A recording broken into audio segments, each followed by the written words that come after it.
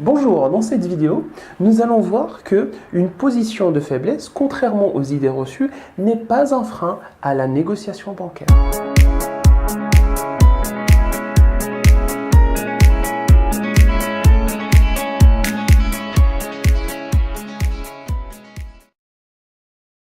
Imaginons que vous allez vous adresser à votre banque pour un quelconque projet, investissement, immobilier, professionnel ou autre. Avec des points bloquants, la réaction première du banquier sera la méfiance, voire même le refus de négociation. Néanmoins, même en position de faiblesse, n'hésitez pas à négocier. Négocier encore et toujours. L'astuce, détournez le regard du banquier de vos points faibles vers vos points forts. Je vais vous présenter 5 antidotes aux difficultés qui sont théoriquement les plus incontournables face à un banquier. Première difficulté, absence totale d'apport personnel. Bien que certaines banques proposent un financement sans apport concernant quelques types de crédits immobiliers, cette pratique reste assez rare. Et combien même le banquier accepterait de vous financer par exemple un crédit immobilier sans apport, vous partez avec un sérieux handicap. Car il n'hésiterait pas, pour se protéger, à vous proposer des conditions et des clauses avantageuses pour la banque et parfois très lourdes de conséquences pour vous. Vous pouvez vraiment pas faire un petit effort? Ça fait plus de 10 ans que je suis client chez vous.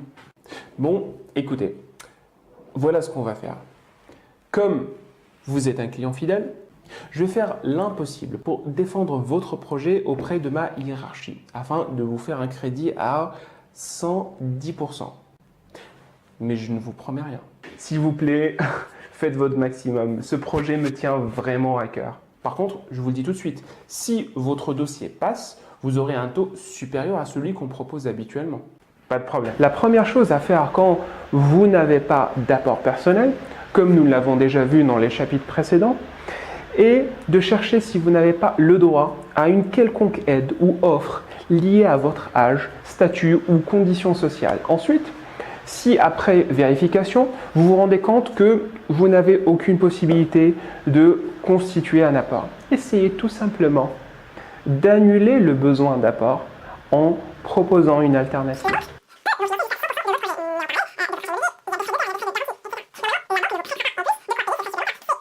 Donc si je comprends bien, votre banque ne peut pas me financer à 110%. Malheureusement, non. Mais elle peut me financer à 100%. Oui. Maximum 100%. Voyez-vous, j'ai négocié avec le propriétaire du bien immobilier que je veux acheter pour qu'il m'offre les frais de notaire, autrement dit, qu'il les prenne à sa charge. Hein? C'est possible ça? Oui, tout à fait.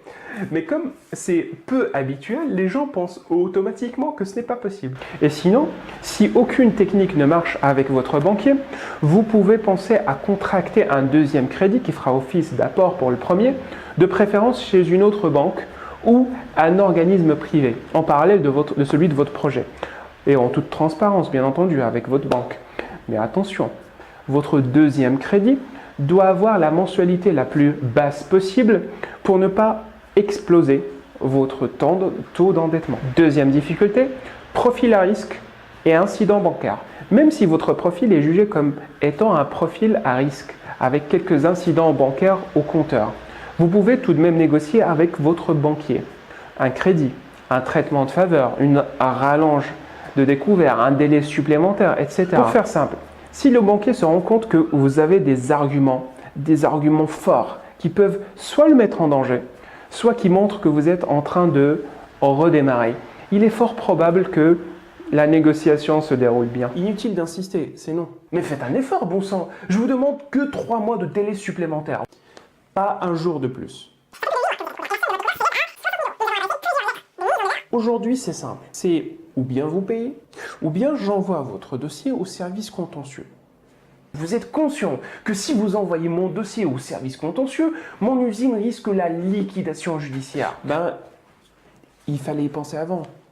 Là, je ne peux rien faire pour vous. Vous savez déjà aussi que si je suis à découvert aujourd'hui de plus de 60 000 €, c'est principalement à cause de l'incendie dont était victime mon usine. Oui, je sais. Mais ce n'est pas le sujet aujourd'hui. Laissez-moi finir s'il vous plaît. J'ai avec moi un courrier de mon assurance dans lequel elle explique qu'elle me remboursera sous un délai de 3 mois les pertes de l'incendie, soit une somme totale de 80 000 euros. Comme vous le voyez, la somme qui sera versée par mon assurance couvrira largement mon découvert. Ajoutez à cela que l'activité de l'usine reprend petit à petit. Ce qui veut dire que sous peu, il va y avoir de l'argent qui rentre. Pour faire simple, aujourd'hui vous avez le choix. Soit vous décidez de me faire confiance, car vous savez que je suis quelqu'un de sérieux, qui n'a jamais eu d'incident avec vous, et que ce n'est qu'une question de temps avant que je sois remboursé par mon assurance. Soit vous décidez d'envoyer mon dossier au contentieux, provoquant ainsi une liquidation judiciaire de mon usine. Et bien sûr, si mon usine tombe en liquidation judiciaire, vous aurez beaucoup moins de chances d'être remboursé des 60 000 euros que je vous dois aujourd'hui. Et vous le savez. Ah oui, il a raison. Pourquoi je n'y ai pas pensé avant? S'il est en liquidation judiciaire, on ne verra jamais la couleur des 60 000 euros qu'il nous doit. À vous de voir.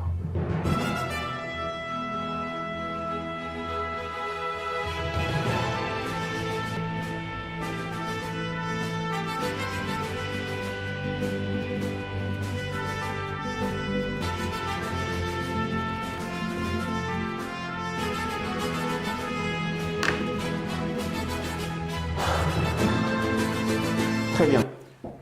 Je vous accorde 2 mois supplémentaires. Pas un jour de plus. Vous entendez? Pas un jour de plus. Troisième difficulté, très fort taux d'endettement. Rappelons qu'à partir de 33% d'endettement, peu de banques prendront le risque de vous prêter de l'argent. Sauf si vos revenus sont assez conséquents ou assez importants. Nous avons vu que le premier réflexe à avoir, si vous avez un taux important d'endettement, c'est d'attirer l'attention de votre banquier sur votre reste ou restant à vivre. Cependant, imaginons que vous avez déjà atteint votre limite d'endettement conseillée, à savoir les 33%, et que votre reste à vivre soit peu conséquent. Comment convaincre le banquier? La meilleure façon qui vous reste pour contourner la limite des 33% est de montrer à votre interlocuteur votre capacité de bien gérer un taux important d'endettement. Votre capacité d'épargne, par exemple, ou un apport assez conséquent. Si vous arrivez à démontrer cela à votre banquier, il pourra aller avec vous sans problème jusqu'à 30, 40, 50, 60% de taux d'endettement et il va complètement oublier les 33%. Aucune banque n'acceptera de vous prêter de l'argent, sachant que vous êtes déjà à 29%. Ah bon? Si vous ne me croyez pas, faites le tour des banques et vous allez voir par vous-même. Écoutez, je suis peut-être à 29% de taux d'endettement, mais j'ai un apport assez confortable, 45% de la somme totale pour être précis. En plus, pour réussir à réunir cet apport, j'ai économisé 350 euros par mois pendant 8 ans. J'ai prouvé que j'étais bien discipliné. Vous remarquerez que la mensualité à laquelle nous sommes arrivés est inférieure à ma capacité d'épargne. Par conséquent, je pense que mon profil n'est pas si risqué que ça, même si je suis à 29% de taux d'endettement. Maintenant, si vous insistez pour vous maintenir à 4,3%, je suivrai votre conseil et j'irai faire un tour des banques. Et avec les arguments que je viens de vous présenter, je suis sûr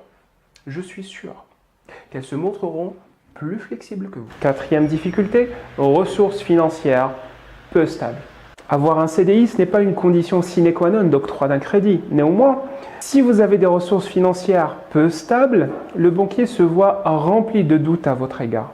Une des meilleures façons pour rassurer votre banquier, si vous n'avez pas de ressources stables, est de lui démontrer que les recettes de votre projet dépassent les dépenses et que, à minima, votre projet s'autofinance parfaitement. Bah oui, vous n'avez pas d'emploi stable, autrement dit, pas de revenu fixe. Et ça, c'est risqué pour nous. Je vous rappelle que mon projet concerne un investissement immobilier et que les loyers que je compte en tirer dépassent de 35% les mensualités de crédit plus les charges. Autrement dit, ce projet s'autofinance parfaitement. Il n'a pas besoin de mon intervention pour réussir. Ajoutez à cela que je compte souscrire auprès de votre établissement à l'assurance loyer impayé qui couvre mon projet en cas de non-paiement. Alors, expliquez-moi où est le risque, j'aimerais comprendre. Je suis coincé. Il a raison, son projet s'autofinance parfaitement et tous les risques sont bien maîtrisés. Du coup, je ne sais plus quoi dire. Ok, vous avez gagné.